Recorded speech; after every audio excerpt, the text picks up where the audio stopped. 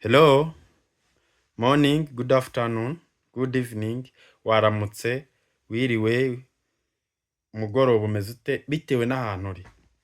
Sasa ikintu nshaka kukubwira muri aya masegonda makeya mfite hano ni ukugira ngo duse n'abungurana ubwenge ku kintu kijyanye n'aya magambo abiri, happy birthday na happy anniversary day.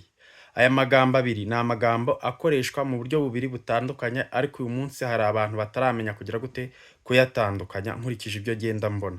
Turi kumvikana?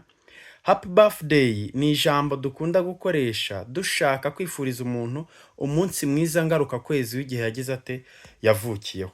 Naho happy anniversary day ni umunsi ngaruka mwaka tuba dushaka kwifuriza umuntu umunsi ngaruka mwaka w'igihe yagize ate yavukiyeho.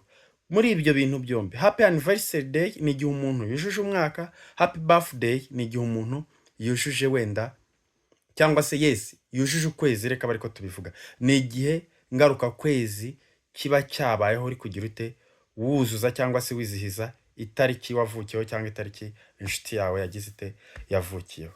So please rero aka kantu kari inyungurabwenge kari gaciye hano kuri Kado Studio.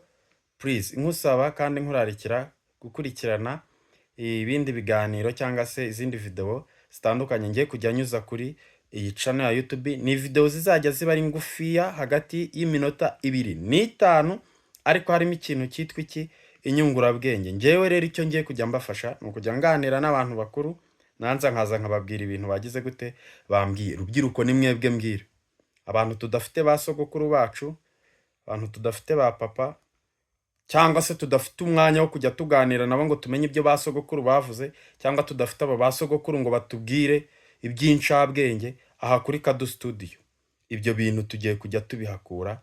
Imana ibarinde, ndabakunda, still mugumane nanjye, ndabakunda cyane, babaza ku mutima.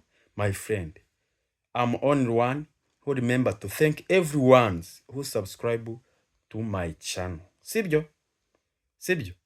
Nawe ureba kano ka video ngushimiye ko wakoze subscribe kuri iyi channel. Sibyo? Thank you so much.